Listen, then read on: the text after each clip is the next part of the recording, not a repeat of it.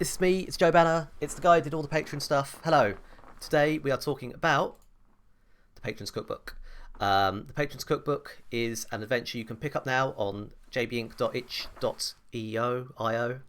itch.io. I don't know how you pronounce it really. Whatever, it's on itch. And it is a collection of adventures that I wrote starting in about 2013 for the Dungeon World gaming system.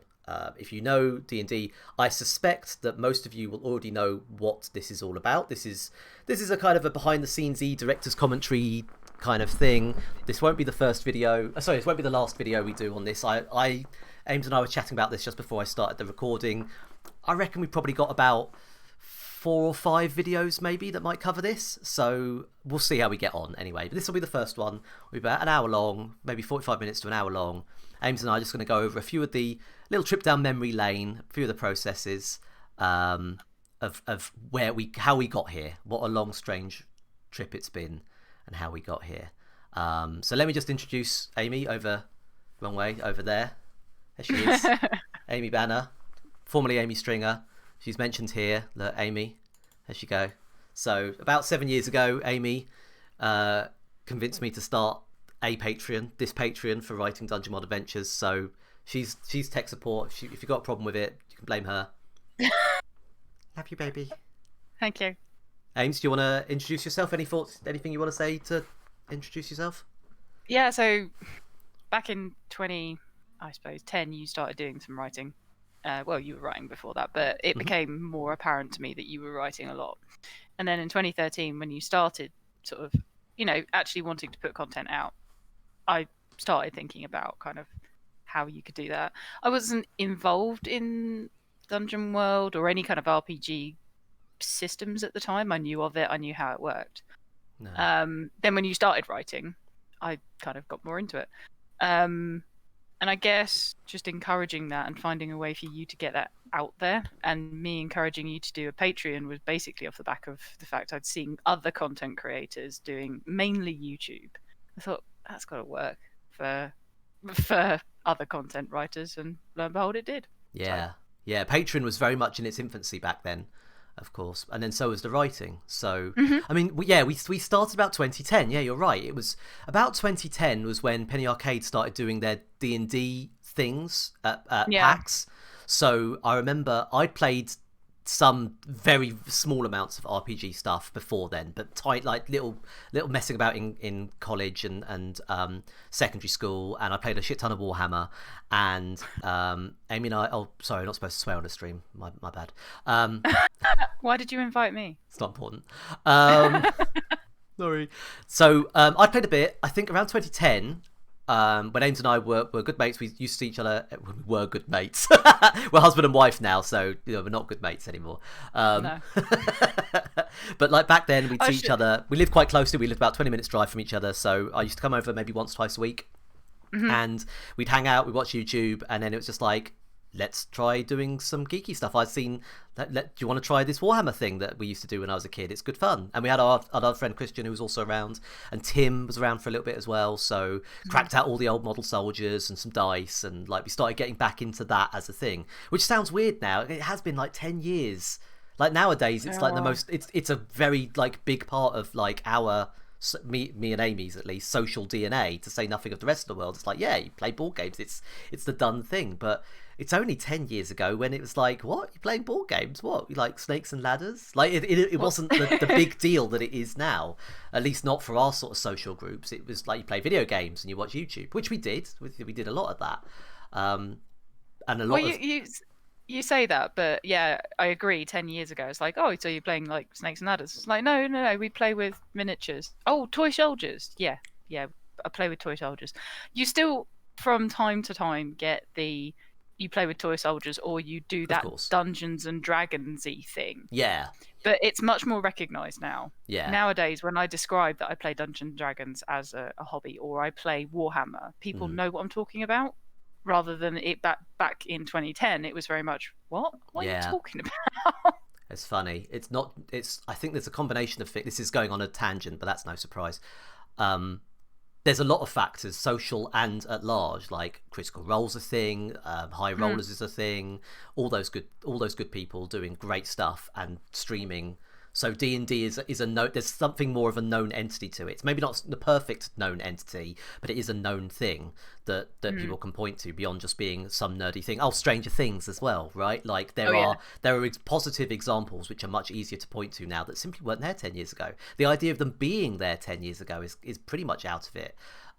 Except for maybe in social circles like what Google Plus was back then, and even then you had like message boards like the Forge, and I remember storygames.com. When Ames and I, what Ames is talking about earlier when she's chatting about that, I suppose it's around 2010 2011 that I started kind of hanging around on something like storygames.com, and then Dungeon World itself came out in 2012, I want to say. I probably should have actually checked that. I should have. Yeah, I've got the shelf behind you. That's true, but I'm also on my headphones, so I can't easily. No, that's fine. But it was around that time, and certainly, yeah, it was very much. Here we go. 20. Oops. First edition, second printing, June 2013. I didn't get the Kickstarter for Dungeon World, but I did watch it with interest, and I picked it up after the fact. So there you go. I got the second printing of that. I didn't go in on the Kickstarter, but I was actively playing at the time. So we started with 4th edition D&D, and it didn't really work. It was well, it works in its way, but it's a miniatures game. It wasn't the fantasy RPG we were looking for. It wasn't any kind of RPG we were looking for. We toyed with a few other things. We had some fun. Played a bit of Warhammer Fantasy Roleplay. That was a giggle. We did that Turtles RPG that time. That was very much a product of its time, but it was a laugh. So we'd caught the bug by then, and then Dungeon World started entering the sort of popular definition. I was doing a lot of research into it and reading into it and wanted to get involved, and D&D seemed like, as a 4th edition, was like, oh, this big thing. It's this whole big thing of like, oh, I don't want to be, so let's do some Dungeon World instead. And it wasn't shortly after that I started wanting to write stuff alongside and actually produce content. But writing for Dungeon World and also playing Dungeon World was so much easier, I found, because we were dabbling with other people playing. So I want to say 5th edition. It wasn't 5th edition, but it was a 5th edition version. When we were playing with other people, I think it was around the time of the Star Wars one and the book one that we didn't particularly like. Well, yeah, they came a bit later, didn't they? They came a little bit later. But yes, I mean, that's what it evolved into. What I find interesting looking back on this now is, even though I don't play a whole lot of Dungeon World anymore, the DNA of I'm so glad I did at the time and would go back to it, even though it's not the perfect system, because some of the DNA in Dungeon World is so important to what now powers the best parts of 5th edition. That turns 5th edition from a numbers game or a miniatures game or whatever into something which is really kind of narrative and you can add some flair, some drama to. I think it's worth mentioning as well, Ames, you've got history in drama. You do a lot of you had, especially back then. You were regularly in the local players society, weren't you? What was the local theatre group?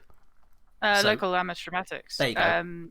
And for me, that was very much my inroad into any kind of fantasy role playing of any sort. Was the first thing that you do when you walk into an amateur dramatic society is you work with improvisation. Yeah. You come up with this character. You know, it's like D&D. You come up with a character, and you build upon that. It's less about the backstory, and that's what I really liked. You know, when you go into an improvisation session, you've got this character in your head. Doesn't matter where they came from, right? Yeah. You are X character. You're Karen in Waitrose, or you're, you know, it doesn't matter about Karen's childhood, for example. Yeah. And that's the difficulty I had with D&D and the more stricter numbers game, was the fact you had to have that backstory. Why is my character doing this? Whereas with Dungeon World, it was very much easier to come into that as a new player. It was like, just make it up on the fly and play to tell a story. That is the main credence that I still follow, even with 5th edition these days. Yeah, is I'm about telling that story, and that's more important than the numbers. The classic idea of Dungeon World and the Apocalypse World system of playing to find out what happens. This core idea, which runs true in any RPG you care to mention. You're playing to find out what happens. If you're playing to see how the writer's specific story goes, then you've done it wrong. He says, talking about a group of pre-collected, pre-written adventures, but we'll get to that. But it allowed you to write some really good content. I mean, the early stuff that we did, and we'll probably come on to that, Yeah. is a lot of your writing was based off the way that your characters actually existed in the world and interacted with each other. And playing that game allowed you to write more creatively, and that was the great thing about it. Yeah, this is true. Something I often think about, because I don't play Dungeon World as often, and I even D&D has evolved, even in the course of what we're looking at here, in the contents of what we're looking at right here. It was probably, I don't know, around, say, maybe around the bottom of this page, right around page 100 of a 180-page book, the play test, the gaming that we were doing on a regular basis. There'd been a not so good shift in me, where it's like, oh, I want this content, I want this to become content. I'd ended up as a DM starting to get focused on what was going to be good content and shifting the bars, and I recognised that, and I stopped it. I pulled it back. But there is still something to be said about having a good I don't know where I'm going with that exactly. Having a good impetus of like other people, other players running through stuff that you're creating is not quite the same as playtesting, I suppose I'm trying to say. Playtesting's important for mechanics, but where you remove the mechanics, especially in a game like Dungeon World, where the mechanics are, what would you call them, intuitive, improvisational, and they come as part of a conversation that you're having with the players. You know, that's sort of very much by the by. And again, that's a really good training point for looking at these adventures as starting points, not end points. I think with what's becoming over the years has become abundantly clear is when you're writing fiction or writing anything, fantasy or regardless, it very much, okay, in your case, you're playing off your players, right? You're thinking, how would my player react to this? Generally, the people that write the best fiction are writing fiction about things that they have experienced in their lives. And they're writing about the people that they've experienced in their lives. So when you're writing a good RPG, you're actually writing for the people that should be playing it or would be playing it. Even if it is just your close clique of 5 or 6 different people, you've still got the stereotypes and the tropes in there that you're writing good content for. Sorry if that's a sort of side. It's good. It's a good aside. Exactly. When you're not just the writing part, but the preparing, writing in the sense of writing a book, and writing in the sense of your DM's prep. You know, if you're looking at this video thinking about DM prep and ideas like that, you know, it always comes down. It doesn't come down to what Matt Mercer does or what Critical Role thinks or even what the book says, even what the rule book says. It comes down to entertaining your players. It's working to your audience, and your audience is not the world. It's not the same as Critical Role. It's not the same as the Wizards of the Coast or Sage and Adam writing Dungeon World, right? It's about what's good for your players, and everything else follows out of that. And many, if not all of these adventures, I would hope, have been born out of that same idea. I say many and not all, but we'll get to that. Some of these didn't work so well, but still saw fit for inclusion. Again, maybe we'll come back to that down the line. But let's start. Let's go through it. Let's start looking at it, because I think we've seen enough of the content. So we got here: 1, 2, 3, 4, 5, 6, 7, 8, 9. We've got like 20. Numbered these. We've got I probably should have numbered them, but we got that many. We got lots of them. We've got lots of adventures to go through. Let's talk about playing the game real quickly. Playing the game. I'm gonna do a little aside here. This kind of ties into what we've been talking about just now, though, is that, like, why do you need playing the game? You see this every single time, and you know what? This book is open beta, so we're gonna see blank pages. We're gonna see sections which need a bit more room, need something that it needs taking out or cutting back, or filling in some more. This is a good example of that right off the bat. That being said, a lot of the content that I've got written on here is pretty much indicative of what you need to play the game, be it Dungeon World or D&D or Fate or whatever. An introductory adventure toolkit for Dungeon World. Let's break down what that means. It's introductory. These adventures are all written with new GMs in mind. Adventure, they're based on adventures. They're not based on mysteries. They're not based on sci-fi. It's the genre is adventure. It's your Indiana Joneses. It's your Lord of the Ringses. It's that sort of thing. predominantly fantasy, of course, but yeah. And toolkit, they're not, the contents of the book is not in itself an adventure. It needs you and your players to finish it. That's the key thing. We saw this way back when, way back when. The stuff which has majorly inspired me is Marshall Miller's Dungeon Starters, stuff like The Shallow Sea and similar adventures, which really break it down into bullet points, bush, and really. But so the bullet points are clearly not a be all and end all. But I like writing. I like filling out the blanks a little bit. So what tends to happen is I get a bit of fluff in there, a few nice pictures, make it look all prettified and whatnot, and then it comes out. But actually, you can really pull it back to just the bullet points. That's the main thing. I just as a sort of side point here, I do a lot of reading of your stuff. I have done from the beginning. You have, right? Absolutely.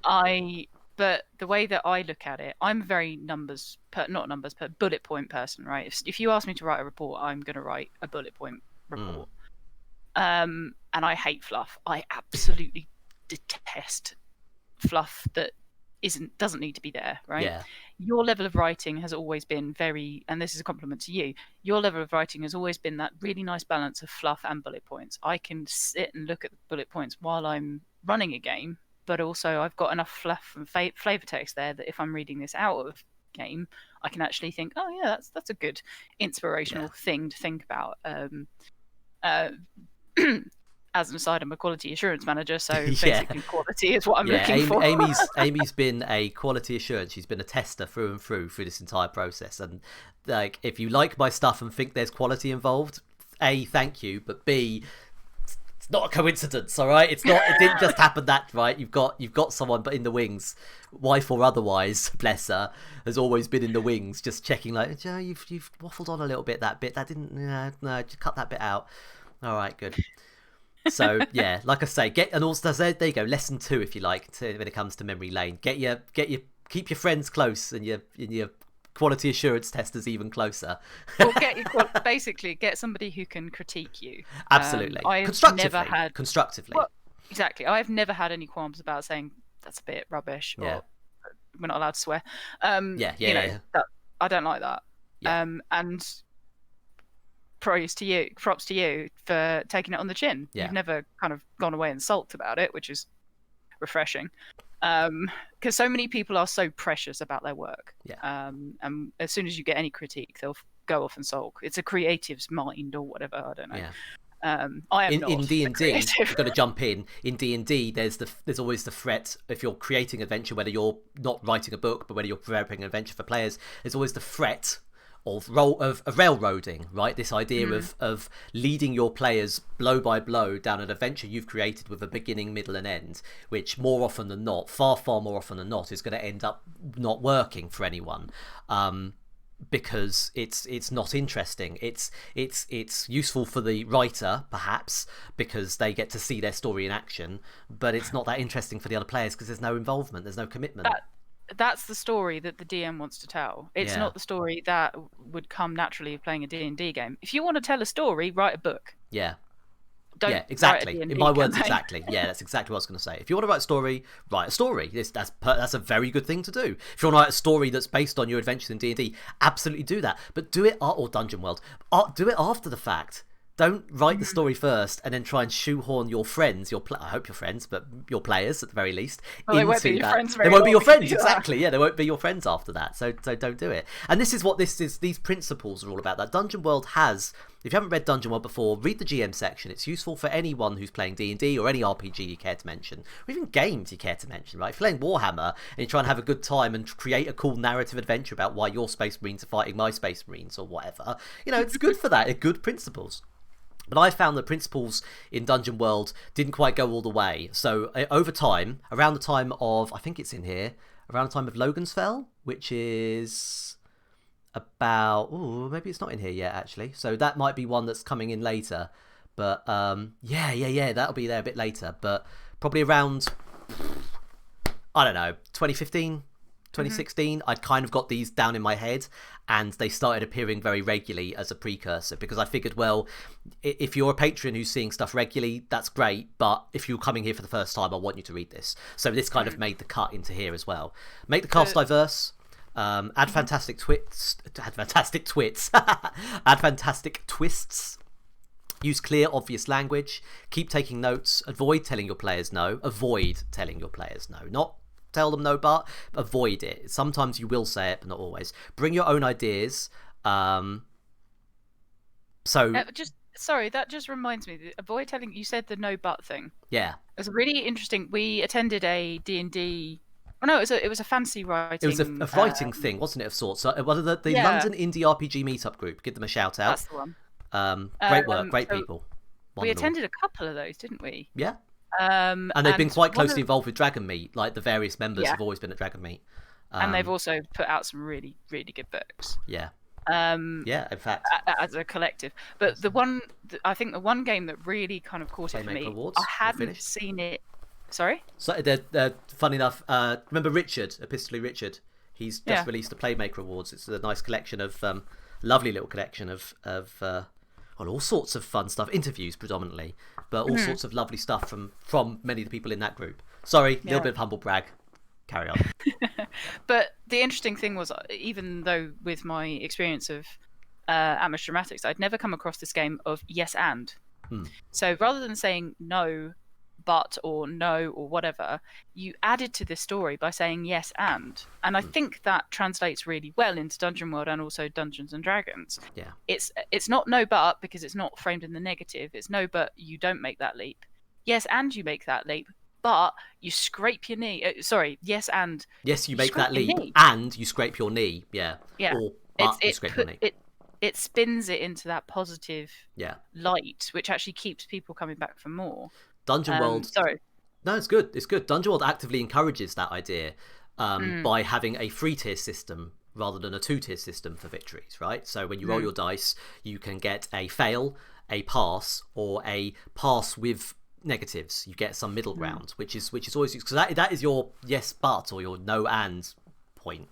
But also there's an element of I think what I was going to say, which is sort of related to that and comes back to the railroading thing, is I'd read so much stuff about like don't railroad your players, make sure it's all improvisational. And where I've got bring my own ideas, that was off the back of me thinking I'm just going to improvise everything because Dungeon World says like, okay, Amy, you've picked to be a fighter, which means that we're all going to have a game about fighting this time.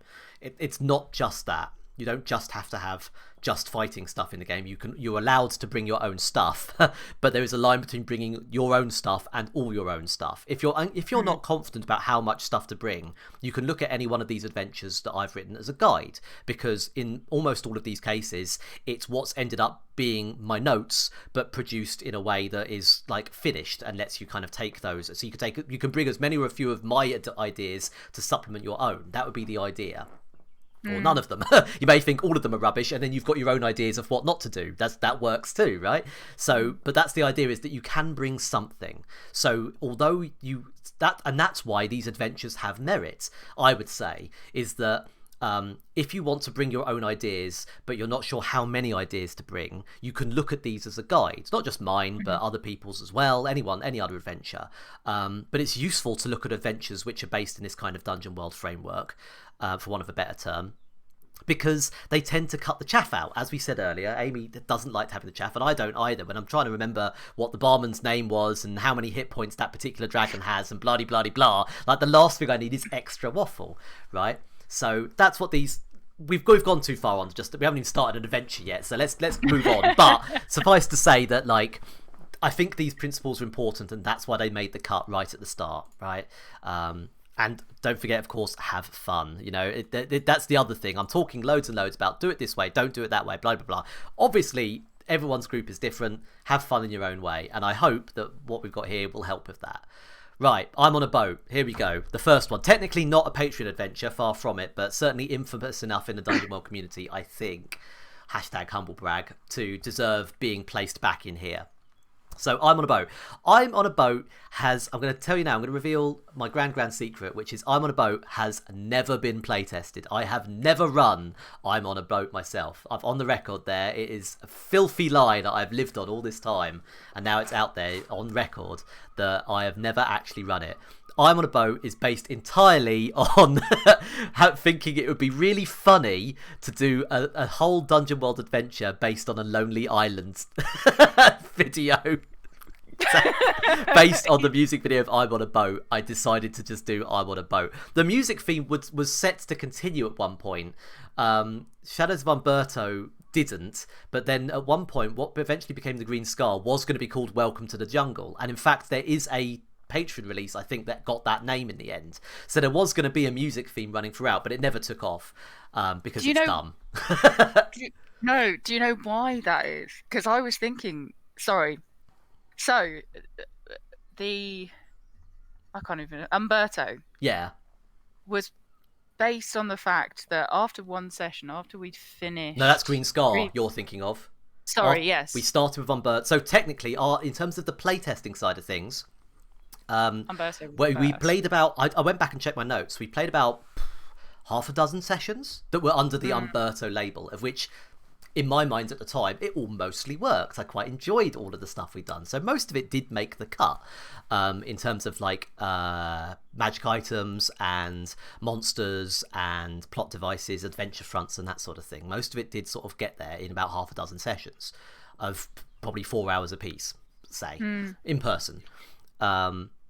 So after Umberto had done well, go on, Ames. So the story I was going to tell, I can't remember whether it was you or me, but I'm on a Boat was a thing by the time we'd finished Umberto. Yes. And Which was about summer of 2012, maybe 2013, I forget. Yeah. And it was after the last session of Umberto, you turned to me and said, right, I need a whole new setting. Where shall we set it? First thing that came out of my mouth was jungle. And one of us, I can't remember if it's you or me, saying, welcome to the jungle. Yeah. And I think that's where the musical connection started. I said, I do remember that. I said, after Umberto had finished, this is what I think of in my mind, because another thing that's been an influence for me and Amy, we both enjoyed playing together, is World of Warcraft. So in my mind, there's a very much sense of like, especially how World of Warcraft used to be, it's like you adventure through a zone and you play the storyline of a zone, and then the kind of the mindset is you go to the next zone.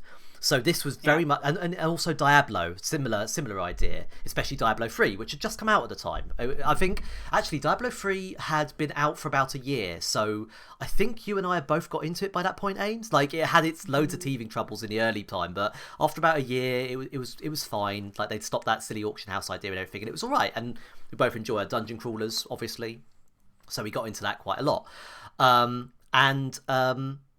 So Umberto was very much inspired by the second, other than Aladdin, obviously, keeping one step ahead of the breadline, obviously. It was also inspired by Chaldeum, the second zone in Diablo, that desert zone. There's a lot of stuff which I've just ripped verbatim from there. That in itself was inspired by the fact that I can't remember if it's Sage or Adam or both, had done a Diablo-themed adventure front called Poor Tristram. You can dig it out. I'm sure it's... it's so they'd done a kind of adventure starter. It was like the starting point. It was no way finished. And it wasn't even as filled out as the dungeon starters that I've done or Marshall Miller's done or any of the other people have done. So I'd seen that and gone, oh, a Diablo-themed one, that's cool. Maybe we could play a Diablo, maybe we could play a Warcraft-themed one. And this has always been something in my mind. If you dig back decades Sorry, go on. The jungle thing actually came straight from, basically, I think I said jungle, and then I went, oh, we could do Stranglethorn Vale. So there's obvious points of reference which are related to Warcraft. Yeah, that's been our metrics. It's not like we've watched, say, Star Wars or... Transformers or something else that's part of the, like that. The fantasy theme has always been in that veneer of Warcraft, which is that sort of very high epic fantasy, very steampunky, very funny, larger than life characters, kind of a cartoony sense, but also like a real strong character emphasis. It's good, but that's why we've enjoyed it, and that's often been an underrunning, especially of the earlier adventures. A lot of the I think the jungle thing also came from, I think I was reading Sanderson at the time. And that I think I was in the middle of Elantris at that point. Right. and that's a jungle. It in my mind, it was a jungle. It's not actually ever Yeah. stated that it was jungle, but it was that foliage kind of thing. So very much that still that high fantasy. So it's not Right. just about Warcraft. Cool. A lot of the fantasy that I've read and you've read has been the sort of high fantasy Yeah. metrics, if you Yeah. like, Yeah. Yeah. High fantasy is a good way of putting it. Yeah. with I with the remember that I'd almost said cartoony characters. I'd said that at the end of just while I think about it, I don't want to forget that I'd said at the end of the Umberto campaign where you had defeated the big bad, and I guess you guys were like maybe level 5 by then. For anyone who's not sure, max level in Dungeon World is 10, right? So you're kind of halfway through your story by level 5. It's not nothing. And I said, there's a treasure. You guys have heard rumours, or so-and-so character tells you of rumours of a treasure hidden somewhere else in the world. Someone give me a biome. And that's when you mentioned jungle. So it wasn't just like, I've got no ideas, where do you want to go? There was the hint, but only the hint of, let's go somewhere else. So, and you're right. I think you're right that like while we were in transit, even though I actually had you guys appear on the Green Scar by airship, which is in the Green Scar Adventure, crashed airship. I then wrote I'm on a boat in the interim while you guys were sort of in transit while we took a couple of weeks off, I think. I'm on a boat only took me 2 weeks to write. I do remember that. I remember it was 2 weeks of very heavy writing, but it was like 2 weeks of just done. So again, that might be useful for people to know that like, And also, it was just crack inspired. on and do it.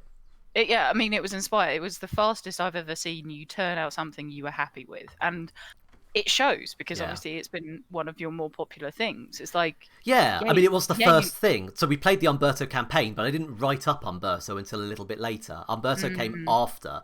I think it was like call it the summer of 2013. I think. Yeah. Maybe although I think I started Patreon in 2013. I think I started Patreon in January 2013. So maybe this is 2012 actually. Maybe I'm getting my dates mixed up. But either way, in the summer, like 2 weeks in August, I wrote I'm on a boat. And then that did really well. Everyone loved it, which was great. Or from what I could tell, people loved it. I practically gave it away, so it's all good. People seemed to enjoy it. And from that, I was inspired to then take the campaign that we had just finished, the Umberto campaign, and write that up. And that process probably took me up until Christmas, give or take. Maybe late November, that the first version of Umberto was sort of out there and ready to go, or approaching ready. So it was around January of that time when so that's sort of Umberto kind of talked about. Over December, as a side thing, I wrote Alt I Keep. Now, Alt I Keep, again, sort of saw the light of day. I think we sort of played a one-shot, but nothing massive, where we were just kind of killing time. And maybe I had a couple of different players in that one. I don't remember particularly. But Altai was based on some pretty low notes, but the first prototype of what would become kind of my pattern of writing Patreon adventures. So I like to include it as kind of my session zero, my adventure zero of Patreon stuff. And I quite like it. There's quite a lot of stuff to it. One thing as an aside, it's really interesting that I've put all of these on, I think it's letter size paper, and previously they've been on very small paper. The largest size I think otherwise has been like A5, which is half paper size for our American viewers, about half letter size, so small. By copying all of these guys into the same format at long last, we can really start to see like how long each of these adventures were. Most of them are only a single spread long. All these years I've been thinking, why can't I do like one-page adventures like all the cool kids do? Like Michael Prescott's amazing stuff. And actually I've been doing it all along. I just had the wrong page format. So go figure.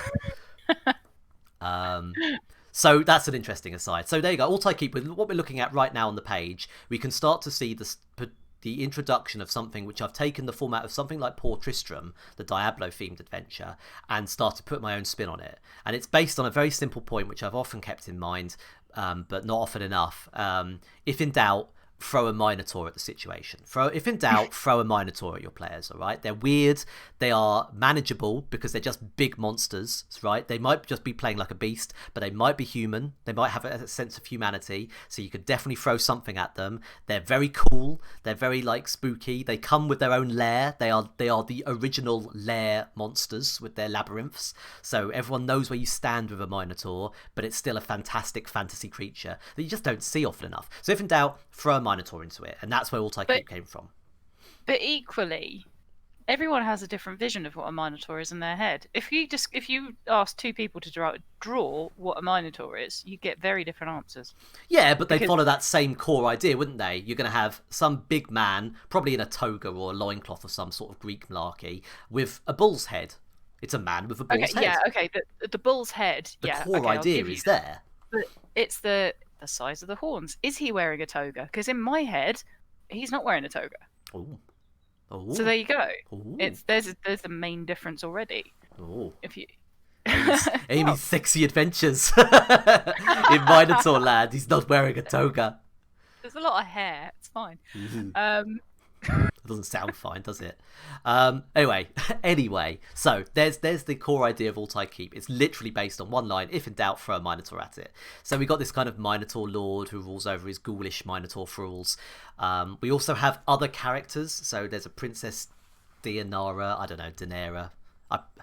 I'll come back to names in a bit when funny ones come up. Oh, there was a funny one actually. I did notice this the other day when I'm on a boat. That Tim, the half-orc cabin boy, has made it through. So don't do that. Maybe I would change it, but obviously for posterity's sake, posterior's sake, I'm going to keep it in because that's what this book's all about. But don't call your guys Tim. That is like or Dave or whatever. It's my personal bugbear. I hate it. Don't do that. Captain Cassius is probably based off the fact that there's a Warhammer character called Chaplain Cassius, so I can already work out where that's come from.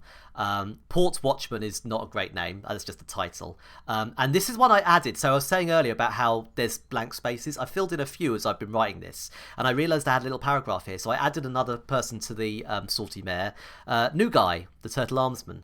So in the vein of having Tim, the half-orc cabin boy, here's the New Guy. He's called New Guy. So there you go. I've added a little bit more. We've got Chuckles, the infected cook here as well. So don't take these names. Captain Ballista, I quite like that one to be fair.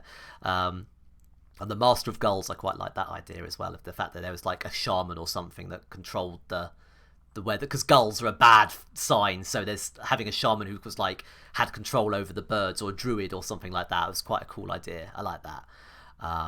So yeah, that's sort of that. Coming back to Altai Keep, with no particular funny names here, we just have Molech the Reaper. Molech is an old Minotaur-esque god.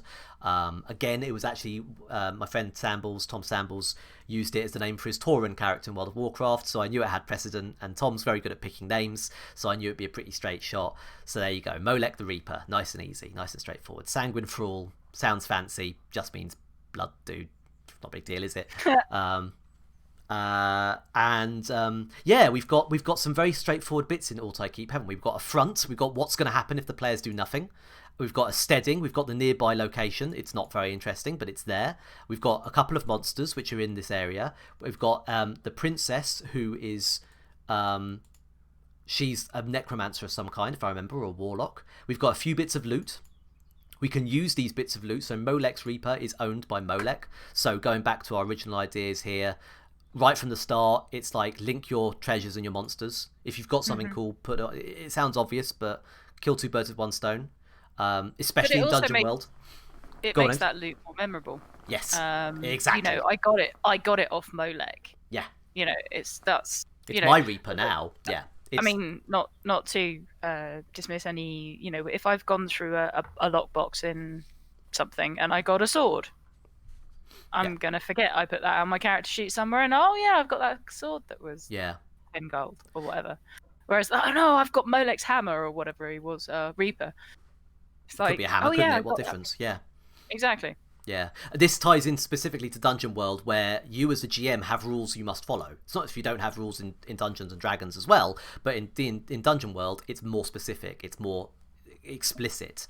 The players as a group get experience at the end of every session if they've looted a memorable treasure and defeated a notable enemy, right? I can't remember if it says killed or defeated, but I always call it defeated because you might defeat them without killing them, right? So by making, so you're encouraged as a DM to make sure every single session has a notable treasure and a memorable enemy, or memorable treasure and a notable enemy, I forget.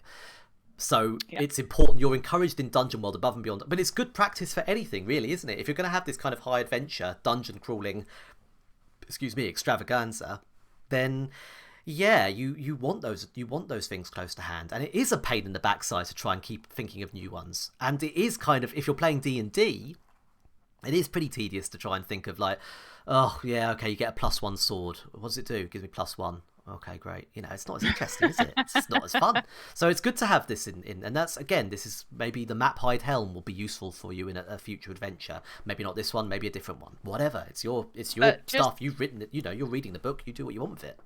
just by dint of giving it a name, it stands out in it's like standard revision stuff. You write it in different colors because you think when you're in the exam, you're writing down, you're like, oh, that thing was written in purple. I remember what it says. If it's got a name attached to it, Yeah. it's like, oh yeah, we got that from that adventure and it looks like this. I got it off a Minotaur, so it's got leather strapping on it and Yeah. it's got Carved out of a horn or whatever. yeah, Yeah, yeah, it's just got a little bit more to it. yeah. Even if it's a sail, I mean, if you go back to I'm on a boat, you've got the salty sailor, or I can't remember who it was. I think it's on the next page. Mm. Yeah, the scurvy pirate, Yarr. for example. You got a sword off a scurvy pirate. It's going to look like one of those cutlasses instantly. It's not just a straight sword with a boring handle. It's a cutlass, Yeah. and you remember that.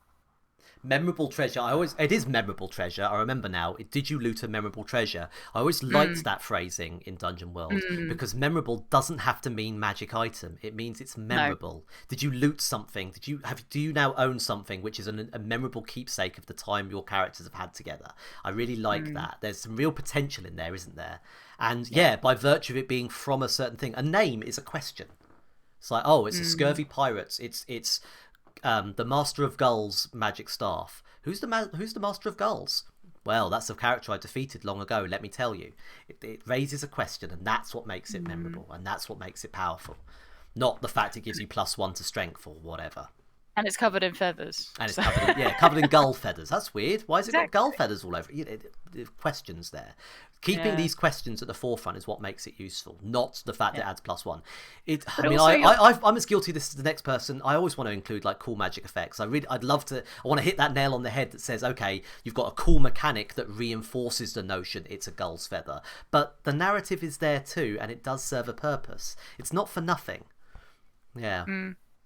And also, when you're asking questions, you're always furthering the narrative. It's too, you've got a question when somebody says, "Oh, this is the Gull Slayer's staff" or whatever. You instantly almost go into character. If this is a new person interacting with this guy with a staff that's covered in feathers, how did you get that? That's really cool. Yeah. You're furthering the in-play narrative rather than the out-of-play. Oh, it's got a +1. Yeah.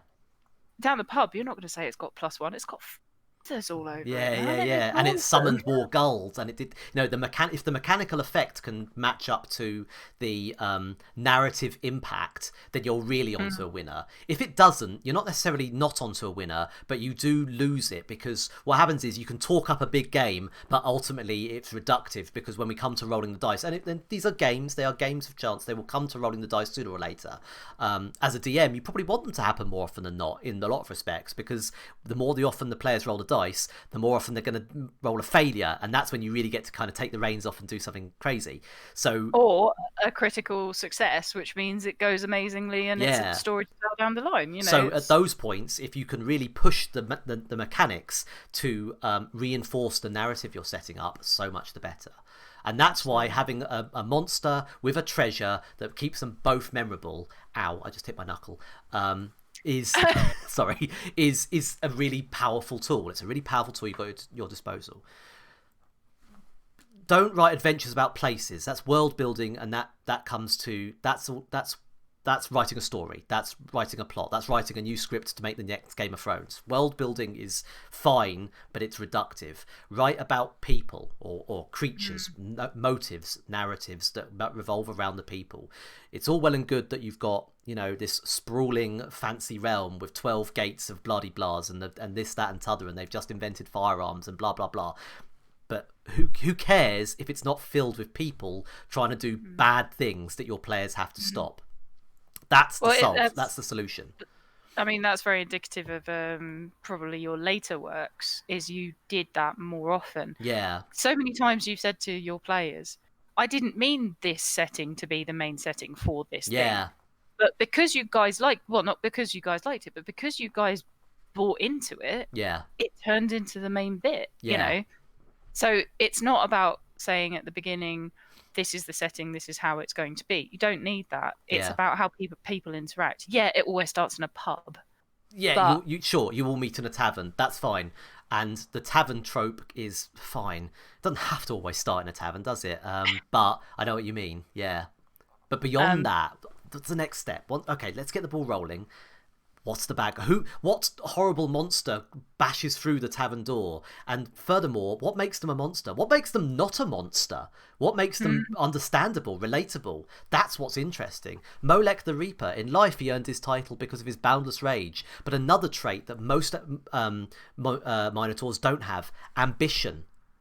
There you go. That's why I like Altai Keep. But I'm not trying to toot my own horn too much, but relative to my other adventures, even this humble one, it's like there's an ambitious Minotaur. Like, there you go, 2 words done. Ambitious Minotaur. Even out Minotaurs, and then change them up in a way that makes them interesting. yeah, There you go. you're right. Yeah. We're going to take a little 5-minute break. I'm aware that we got to page 10. Well, I suppose we were planning to get to page 30, so there you go. This might end up being a bit longer than I expected, but we are going to take a little break and refresh our cups. And Ames, do you want to carry on doing a little bit more? Are you happy to carry on for a little bit, or do you want to? Yeah. All right, lovely. So we'll do another few pages worth, I expect, in 40 minutes or however long it'll take us, and we'll go from there. All right, back in a sec. Bye.